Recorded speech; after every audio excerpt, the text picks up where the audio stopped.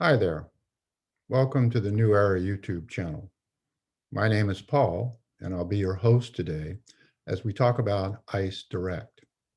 We'll spend 10, maybe 12 minutes together, a bit of time in a PowerPoint to establish some background foundational information for you.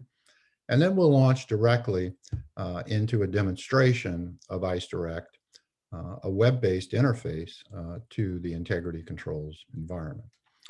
So let me go ahead and share my screen so you can see what I'm seeing. And we'll go directly to that PowerPoint. Now today, our focus is going to be on building this dashboard.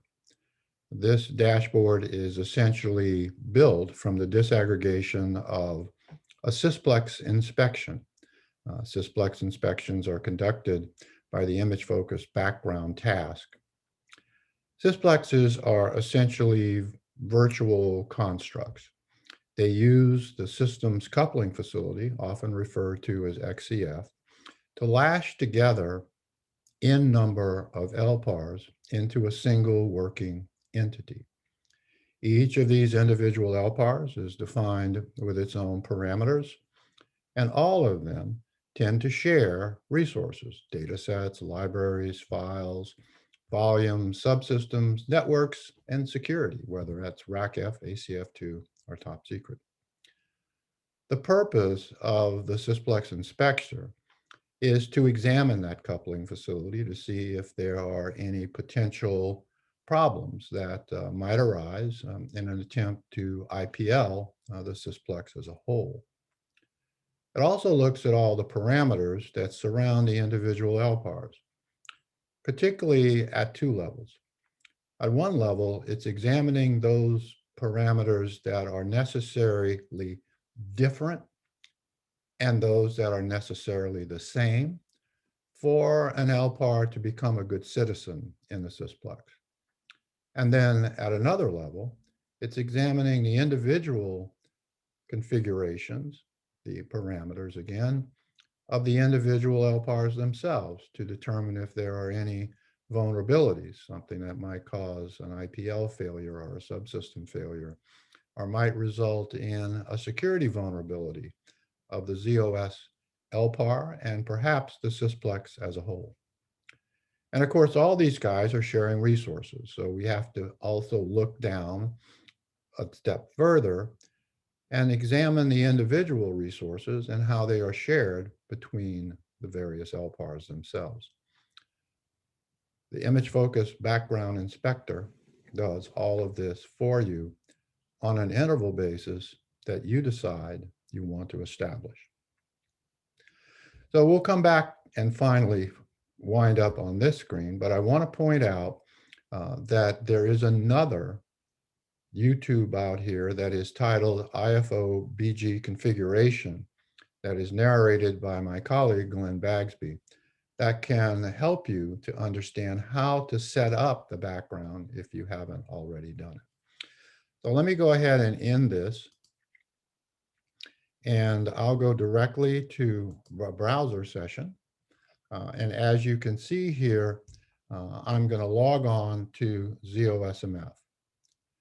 Now, the browsers will happily remember user IDs and passwords if you have autofill turned on. And I don't recommend that. I think that is a terrible practice. The best practice is to turn it off.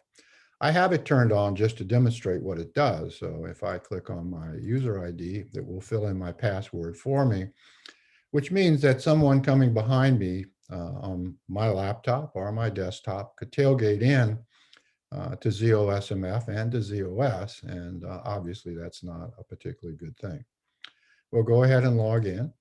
So we're authenticating with ZOS. That authentication step is now complete. ICEDIRECT integrates directly into ZOSMF, either in the classic view, which you see here, it's a tree structure, if you would, or into the desktop view, a more iconized type of interface. So you can see us here, ICEDIRECT. right above Shop Z, right above support for ZOS, et cetera, et cetera. So fully integrated. Now, when I click on ICEDIRECT, we, in essence, open up another tab and present the ICEDIRECT authentication panel. So even though we are integrated into ZOSMF, you can't get directly to ICEDIRECT until you re-authenticate yourself with the system itself. So we're going to have to re-authenticate with ZOSMF, with ZOS. So again, autofill is turned on. Not a good practice. I'm using it just to emphasize something that's about to show up. When we click authenticate, ICEDIRECT presents us with another panel that essentially says, we need more information. We need you to provide us with an ICE Pass ticket. Now, the ICE Pass ticket can be sent to me via email, which just happened. I'll go pick it up.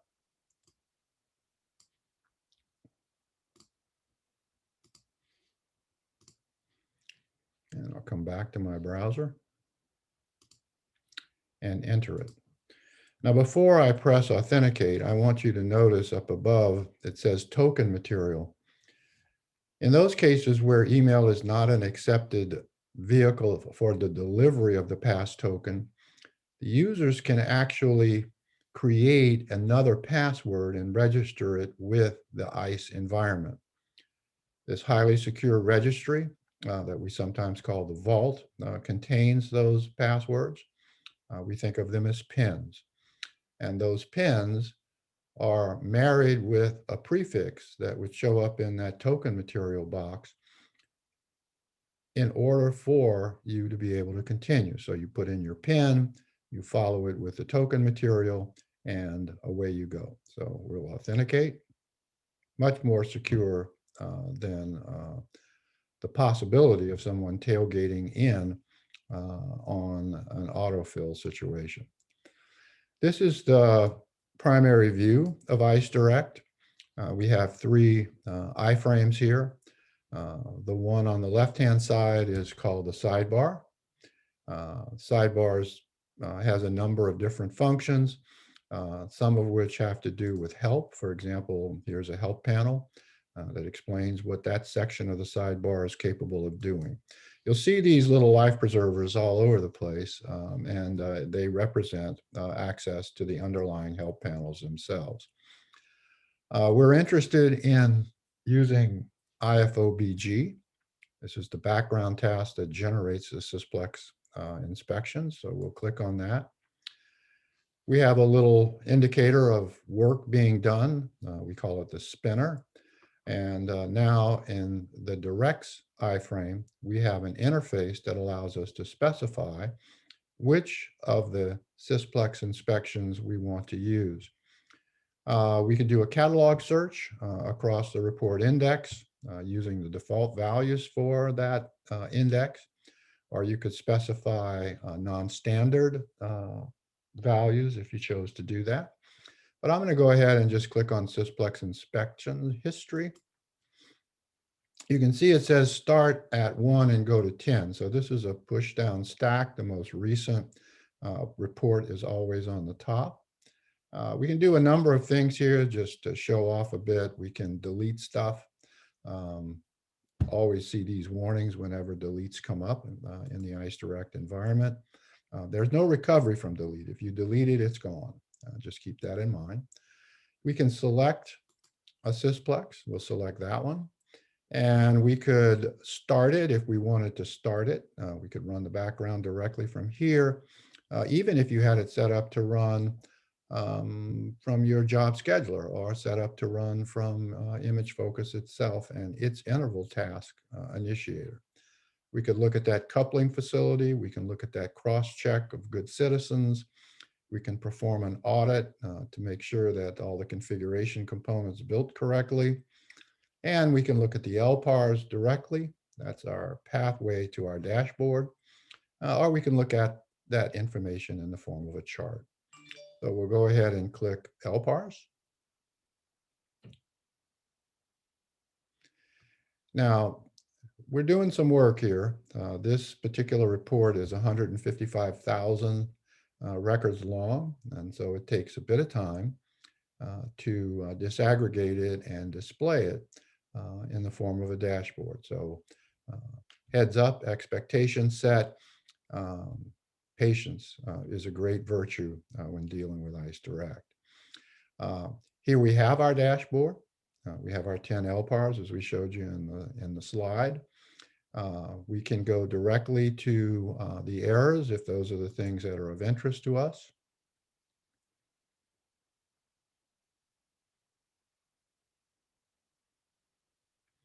Um, Here they are. But first, let me just explain about the top here. This is what we consider to be a STIG compliant reporting identifier. We're not saying for a specific SIG, we're just saying these are the requirements. Um, the name of the report, the LPAR it applies to, when it was created, the data set that it came from, the characteristics of the LPAR that's under investigation, unit address, load parm, all those kinds of things. And then the number of events that are associated with the inspection. And here we're looking at simply these two errors, which are defined down here. So we have two errors. They're unique. We can click on this one.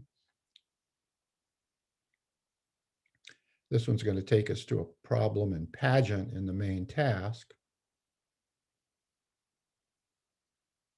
Critically important subsystem these days. And it shows us that there's a keyword here that is not known. Something's awry here, needs to be investigated in more detail and resolved, because obviously a defect in a pageant configuration component could lead to a network exposure of one kind or another. Typically, you can drill down into any number of things. You can combine LPARs together. We'll take those four and perform a task called LPAR analytics.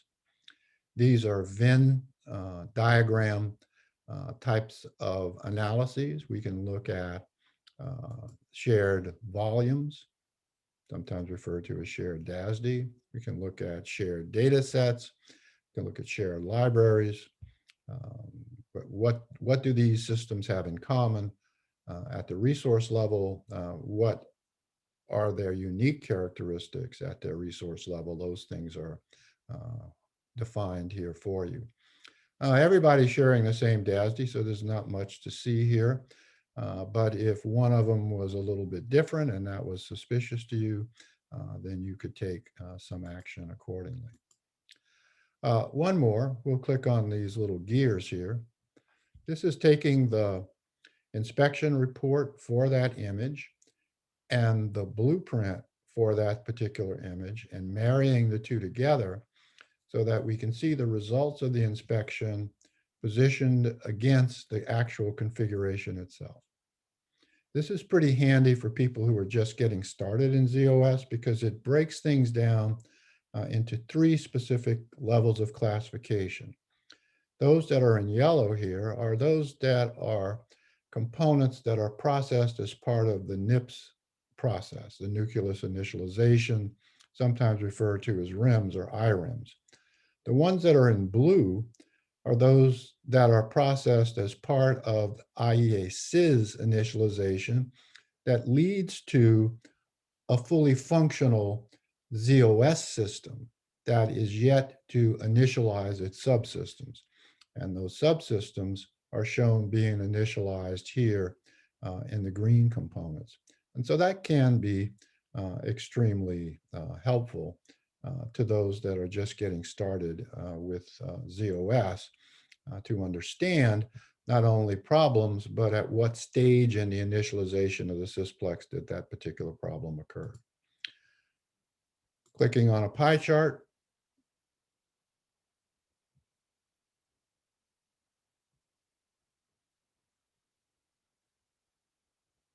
reveals the results of the inspection in the form of a pie.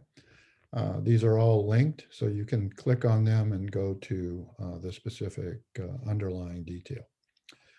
Okay, so that's essentially it. I'll stop sharing now, and we'll just wrap this up.